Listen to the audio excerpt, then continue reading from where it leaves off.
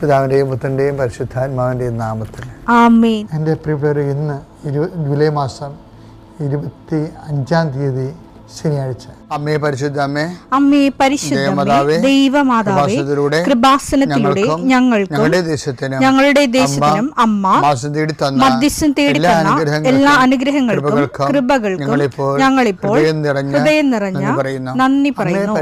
അമ്മേ പരിശുദ്ധമേ, ദൈവമാതാവേ, 2004 ഡിസംബർ 7 ഉച്ചകഴിഞ്ഞ് 2:30 കൃപാസനത്തിൽ സംഭവിച്ച അമ്മയുടെ പ്രത്യക്ഷപ്പെടലിനെ കുറിച്ച് തിരുസഭയ്ക്ക് സമർപ്പിച്ചിരിക്കുന്ന പഠനരേഖകളുടെ മേൽ സഭാത്മകമായ പഠനം ആരംഭിക്കുവാൻ ഞങ്ങൾ പ്രാർത്ഥിക്കുന്നു.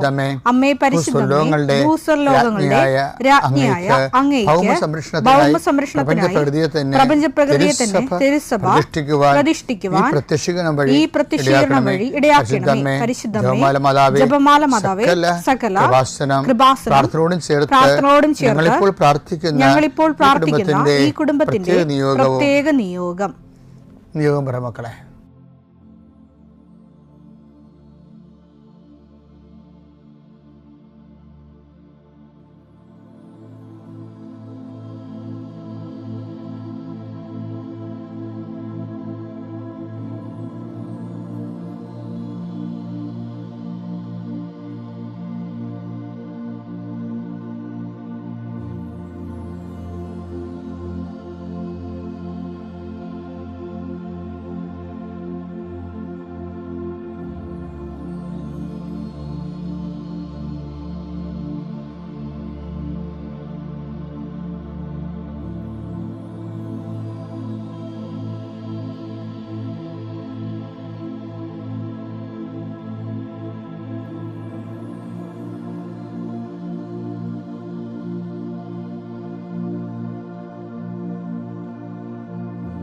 അമ്മയുടെ പ്രത്യക്ഷീകരണത്തിന്റെ ഈ അനുഗ്രഹവേളയിൽ ഞങ്ങൾക്ക് സാധിച്ചു തരുവാൻ കനിയണമേ. ആമേൻ. വിശ്വാസ പ്രമാണം. സർവശക്തനായ പിതാവും ആകാശത്തിന്റെയും ഭൂമിയുടെയും സൃഷ്ടാവുമായ ദൈവത്തിൽ ഞാൻ വിശ്വസിക്കുന്നു. അവിടുത്തെ ഏകപുത്രനും ഞങ്ങളുടെ കർത്താവുമായ ഈശോമിശിഹായിലും ഞാൻ വിശ്വസിക്കുന്നു.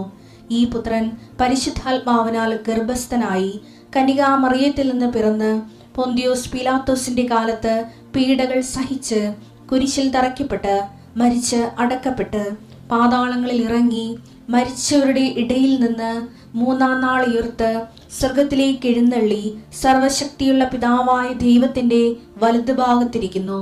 അവിടെ നിന്ന് ജീവിക്കുന്നവരെയും മരിച്ചവരെയും വിധിക്കുവാൻ വരുമെന്നും ഞാൻ വിശ്വസിക്കുന്നു. പരിശുദ്ധാത്മാവിലും ഞാൻ വിശ്വസിക്കുന്നു. വിശുദ്ധ കത്തോലിക്കാ സഭയിലും പുണ്യവാന്മാരുടെ ഐക്യത്തിലും പാപങ്ങളുടെ മോചനത്തിലും ശരീരത്തിന്റെ ഉയർപ്പിലും നിത്യമായ ജീവിതത്തിലും ഞാൻ വിശ്വസിക്കുന്നു. ആമേൻ. സ്വർഗ്ഗസ്ഥനായ ഞങ്ങളുടെ പിതാവേ, അങ്ങയുടെ നാമം പൂജിതമാകണമേ. അങ്ങയുടെ രാജ്യം വരണമേ.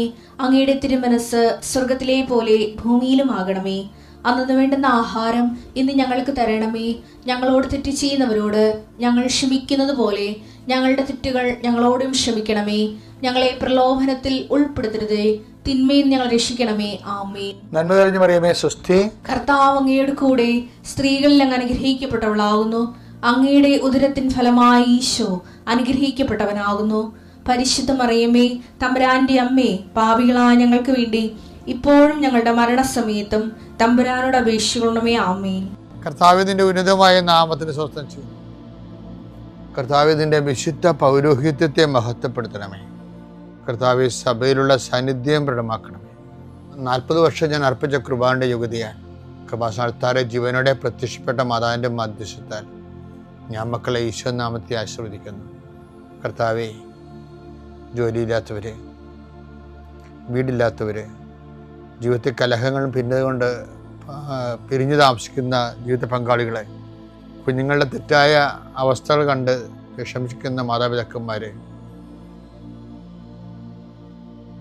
ശാരീരികമായ രോഗങ്ങളെ അവസരപ്പെടുന്നതും രോഗം ആകുന്നതിന് സമയമെടുക്കുന്നില്ല എന്ന് ഓർത്ത് ഉത്കണ്ഠപ്പെടുന്നവരെയും സമർപ്പിച്ച് പ്രാർത്ഥിക്കുന്നു. ഇന്ന് യാത്ര ചെയ്യുന്നവരെ, ഇന്നത്തെ യാത്രയ്ക്ക് വേണ്ടി വിധവിധമായ ഒരുക്കിയിരിക്കുന്ന ലക്ഷ്യങ്ങൾ, കണ്ടുമുട്ടുന്ന വ്യക്തികൾ, സംസാരിക്കുന്ന സംഭാഷണങ്ങൾ, എഴുതുന്ന രേഖകൾ, ഒപ്പിടുന്ന ഡോക്യുമെൻറ്റുകൾ,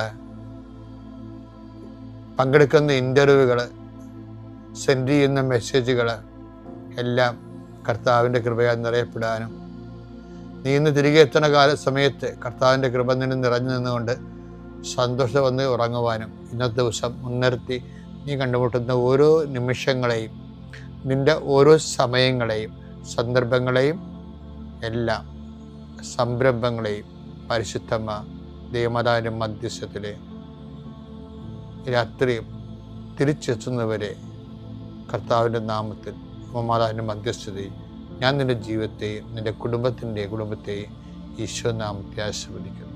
എൻ്റെ പ്രിയപ്പെട്ട ഈ ദിവസങ്ങളെല്ലാം സത്യം വന്നൊരു വചനമാണ് ഹോശയ 10:12 എടുത്തേ. നീതി വിതയ്ക്കുവിൻ, കാരുണ്യത്തിന്റെ ഫലങ്ങൾ കൊയ്യാം. തരിശുനിലം ഉഴുതുമറിക്കുവിൻ, കർത്താവിനെ തേടാനുള്ള സമയമാണിത്. ഈ വചനത്തിന്റെ പ്രത്യേകത എന്ന് വെച്ച് കഴിഞ്ഞാൽ കാരുണ്യം എന്ന് പറഞ്ഞാൽ എന്താണ്? Not by merit but by grace എന്ന് വെച്ച് കഴിഞ്ഞാൽ അത് ദൈവം ഏകപക്ഷീയമായി നൽകുന്ന ദൈവാനുഗ്രഹമാണ് കാരുണ്യം എന്ന് പറയുന്നത്. അത് ഇന്ന കാരണം, അതായത് പക്ഷെ അതിന് ദൈവം കാരുണ്യം ലഭിക്കാൻ വേറൊരു കണ്ടീഷൻ ഇപ്പോൾ വെച്ചിട്ടുണ്ട്. കാരുണ്യം അൺകണ്ടീഷണലൊന്നുമല്ല, ഒരു കണ്ടീഷൻ വെച്ചിട്ടുണ്ട്. അതെന്താ കാര്യം? നീതി പ്രവർത്തിക്കുവിൻ, കാരുണ്യത്തിൻ്റെ ഫലം കൊയ്യാം. അപ്പോൾ നമ്മളെ ഉടമ്പടിയിൽ വരുമ്പോൾ എന്താ പ്രശ്നം വെച്ച് കഴിഞ്ഞാൽ നമ്മളെല്ലാ കാര്യവും നീതിപൂർവ്വമായിരിക്കണം ചെയ്യണം. നീതിപൂർവ്വം, അനീതി ചെയ്യരുത് ഒരിക്കലും. കാര്യം ഇപ്പോൾ പൗലോസ് അപ്പോസ്തലൻ പറഞ്ഞില്ലേ, ബഹുമാനം ആവശ്യമുള്ളവർക്ക് ബഹുമാനം കൊടുക്കുക. ആ വചനെടുത്ത് റോമ 13:7 ഓരോരുത്തർക്കും അവകാശപ്പെട്ടിരിക്കുന്നത് കൊടുക്കുക. അതാണ് നീതി എന്ന് പറയുന്നത്. ഓരോരുത്തർക്കും അവകാശപ്പെട്ടിരിക്കുന്നത് കൊടുക്കുവിൻ. എന്താണത്? നികുതി അവകാശപ്പെട്ടവന് നികുതി. നികുതി അവകാശം, അത് ദൈവം ഇതിൽ നിന്ന് കോംപ്രമൈസ് ചെയ്യത്തില്ല. ഏറ്റവും വലിയ പ്രശ്നം അതാണ്.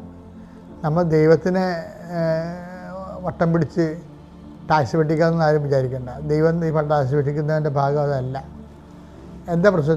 ആ വിജയകുമാറിൻ്റെ, നമ്മുടെ വിജയകുമാർ ബ്രദറല്ലേ, അങ്ങേര് ഇടയ്ക്കൊരു സാക്ഷ്യം പറയും. മനസ്സിലേ, അങ്ങേർക്ക് 90 ലക്ഷത്തിൻ്റെ ഒരു ടാക്സ് വന്നു. അത് വലിയ ഇഷ്യൂ ആയി. പുള്ളിക്കാണെങ്കിൽ അന്നത്തെ സാമ്പത്തികം എനിക്കറിയാവുന്നതാണ്. അതിങ്ങനെ ബാങ്കിൽ നിന്ന് ഓവർ ഡ്രാഫ്റ്റ് എടുത്തുകൊണ്ട് നിൽക്കേണ്ട കാലമായിരുന്നു. ബിസിനസ്സൊക്കെ പൊട്ടി, ബിസിനസ് ഇല്ലാതെയും 10-15 കൊല്ലം ബിസിനസ് ഇല്ലാതെയും. അപ്പോൾ ഓവർ ഡ്രാഫ്റ്റിലാണ് പോണത്. അപ്പം അതിൻ്റെ ഇടയ്ക്കാണ് ടാക്സ് വരണത് 90 ലക്ഷത്തിൻ്റെ പഴയ അക്കൗണ്ടിൽ നിന്ന്. അപ്പോൾ അദ്ദേഹം ഞങ്ങൾ ഒരുമിച്ച് പ്രാർത്ഥിച്ചു. അതിനുശേഷം അദ്ദേഹത്തിന് ഒരു ഐഡിയ കിട്ടി. അതിന് രാത്രി ഒറ്റക്ക് മുറിയിരുന്ന് പ്രാർത്ഥിച്ചപ്പോൾ ഏകദേശം ഇതുപോലെ കർത്താവിൻ്റെ വചനമെടുത്തപ്പോൾ അവിടെ വചനത്തിൽ എന്താ പറഞ്ഞറിയുമോ? ടാക്സ് ആവശ്യമുള്ളവർക്ക് ടാക്സ് കൊടുക്കണമെന്നാ പറഞ്ഞത്. അല്ലാതെ നീ അതിൽ നിന്ന് അവരെ കണ്ണിപ്പൊടി എടുത്ത് അവരെ വെട്ടിക്കണമെന്നല്ല പറഞ്ഞത്. അതേ റോമ 13:7 ഓരോരുത്തർക്കും അവകാശപ്പെട്ടിരിക്കുന്നത് കൊടുക്കുവിൻ. ഓരോരുത്തർക്കും അവകാശപ്പെട്ടിരിക്കുന്നത് കൊടുക്കുവിൻ. നികുതി അവകാശപ്പെട്ടവന് നികുതി. അതാണ് നികുതി അവകാശപ്പെട്ടവന് നികുതി. ചുങ്കം അവകാശപ്പെട്ടവന് ചുങ്കം. ആദരം അർഹിക്കുന്നവന് ആദരം. ആദരം അർഹിക്കുന്ന ആൾക്കാരുണ്ടാകത്തില്ലേ? ഞാനാണെങ്കിൽ ഇതിൻ്റെ ഒരു ദാതാണ്. ഞാൻ 1ാം ക്ലാസ് പഠിപ്പിച്ച ടീച്ചറായാലും ഞാൻ അവിടെ മുമ്പിൽ നിൽക്കുമ്പോൾ പഴയ കൊച്ചാട് നിൽക്കും. അവരിങ്ങനെ സുഖപ്പം തന്നെ നിൽക്കും. ഞാനത് മൈൻഡ് ചെയ്യത്തില്ല. എന്താ കാര്യം? കർത്താവ് നമുക്ക് അക്ഷരം പറഞ്ഞു തന്ന ആളാണ്, നമുക്ക് കണക്ക് പഠിപ്പിച്ചു തന്നിരുന്ന ആളാണ്. ഇന്നിപ്പോൾ നമുക്ക് അവരെക്കാൾ വിദ്യാഭ്യാസം ഉണ്ടാകാം, പക്ഷെ അതല്ല, അവർ ആദരം അർഹിക്കുന്നുണ്ട്. ഇപ്പം ചിലർ വരുമ്പോൾ നമ്മൾ എഴുന്നേക്കത്തില്ല. നമ്മളെക്കാൾ 1 പൈസ 2 പൈസ കൂടിയാൽ തന്നെയും നമ്മളത് ബഹുമാനിക്കവരാ. അതെന്താണ്? ആദരവ് അർഹിക്കുന്നവർക്ക് ആദരവ്. ഉടമ്പടിയിലുള്ള മക്കൾ ഒരിക്കലും നിങ്ങളുടെ കർത്താവ് കുറ്റം ആരോപിക്കാത്ത ആൾക്കാരായിരിക്കണം. കർത്താവ് കുറ്റം ആരോപിക്കുന്നത് ഈ വചനം വെച്ചുകൊണ്ടാണ്. നീ ആദരവ് അർഹിക്കുന്നവർക്ക് ആദരവ് കൊടുത്തു. ഇപ്പം ബിഷപ്പൊക്കെ വന്നു കഴിഞ്ഞാൽ ഞാൻ മോസ്റ്റ് ആദരവോടുകൂടി കാണുന്ന ഒരാളാണ് ബിഷപ്പ്. ഈശ്വർ വൈ ഏത് ബിഷപ്പായാലും, പ്രത്യേകിച്ച് ആലപ്പുഴത്തെ ബിഷപ്പ്. അതെന്താ സംഭവിച്ചു കഴിഞ്ഞാൽ നമുക്കറിയാം ആരാണ്. കാര്യം എൻ്റെ ബിഷപ്പ് എന്നേക്കാൾ ജൂനിയറായിട്ട് പഠിച്ച ആളാണ്. പക്ഷേ എനിക്കറിയാം ആരാണ് അപ്പോസ്റ്റലാണ്.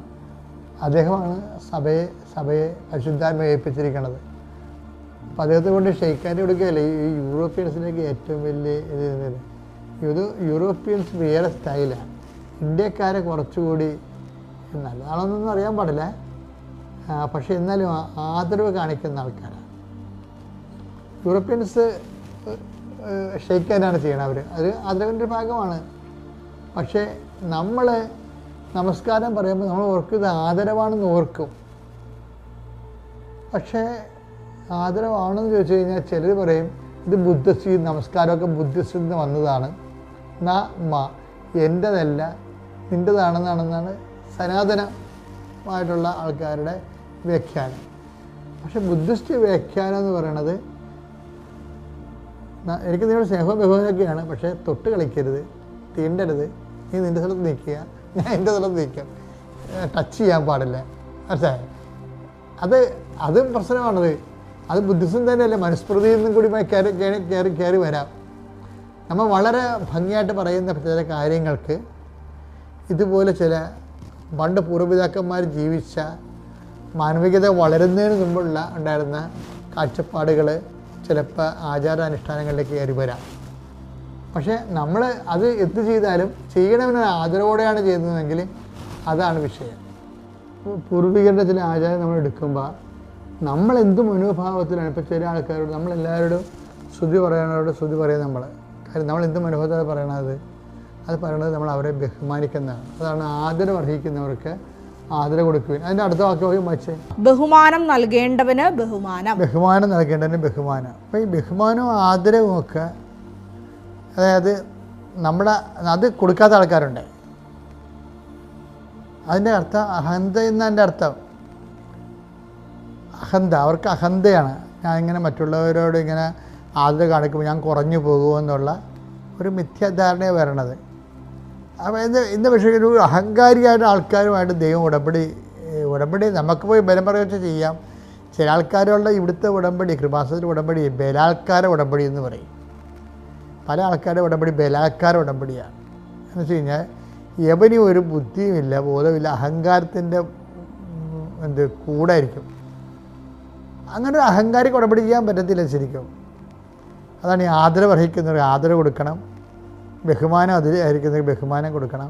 അപ്പം അത് അങ്ങനെ കൊടുക്കുമ്പോൾ എന്താ വെച്ചാൽ നമ്മൾ എളിമയുള്ളവരും വിനയമുള്ളവരായി മാറുകയും ദൈവകൃപയ്ക്ക് പാത്രമാകുകയും ചെയ്യും. നിന്റെ സ്വഭാവം പെരുമാറ്റങ്ങൾ ശ്രദ്ധിക്കണം ഉടമ്പടിയിൽ. നീ ഓരോ ദിവസവും വളരുകയല്ലേ, താഴേക്ക് തളരുകയല്ലല്ലോ ചെയ്യണത്, ശ്രദ്ധിക്കുക. ഇതാൻ്റെ മുത്തൻ്റെ പരിശുദ്ധ നാമം.